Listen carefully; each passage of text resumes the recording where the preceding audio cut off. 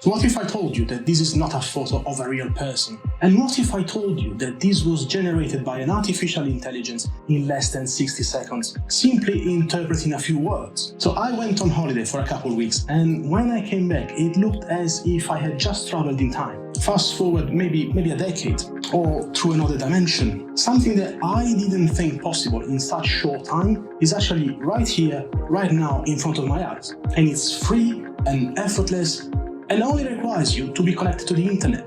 Now, I'm not here to tell you that photography is dead or even under threat, or to embark on a crusade to stop progress, because sometimes from now, my skills as a photographer may not be needed anymore, and all you see here will become obsolete. I've been in the industry long enough to have seen this happen time and time again. When digital cameras were first introduced, people were foreseeing the end of photography. And they did too when Photoshop became the standard for creating any image you liked on a computer. More recently, photography has been pronounced dead when Instagram announced they were not a photography platform anymore. Now myself, I am an enthusiast by default, so every time this happened, I actually embraced the change. Immediately switching to digital cameras, or learning how to master Photoshop, or how to make videos and not just photos.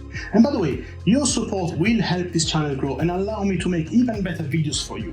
So please leave a like, subscribe and hit the notification button and be a part of this journey with me. Or even just leave an emoji in the comments.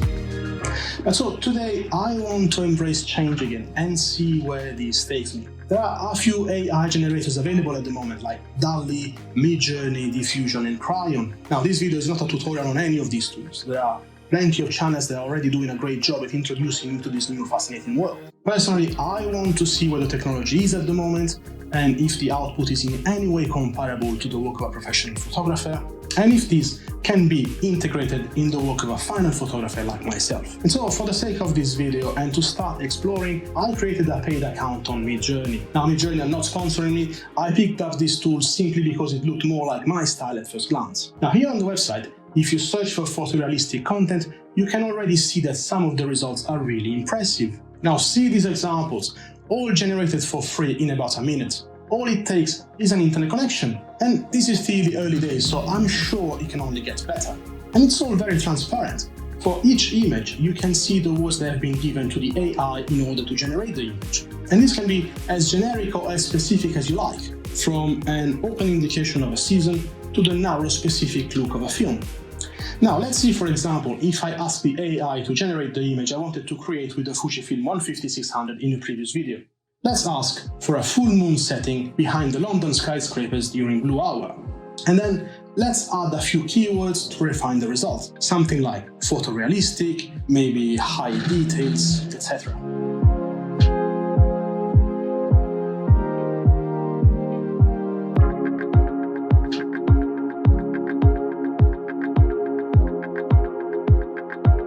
And so here is the first result. Doesn't seem photorealistic, but I still think it's pretty good, considering that all I did was type in a few words.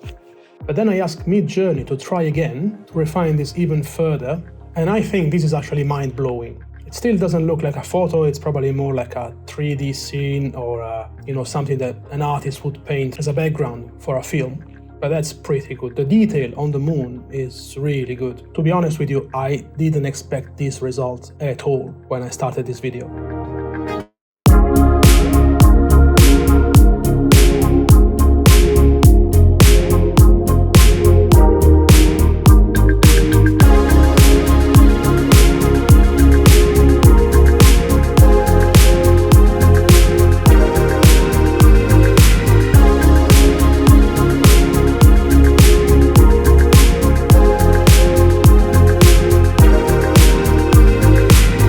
And so having watched this video this far, what are your thoughts? Let me know in the comments if you are excited to see where this is going, or if you think maybe this is too much.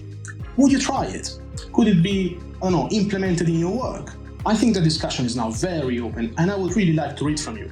And then of course, you can keep watching my videos here on the channel where I talk about gear, travel, software and other photography related content. I'm sure you'll find something you like here and decide to stay. But thank you so much and I'll see you in the next one. Bye!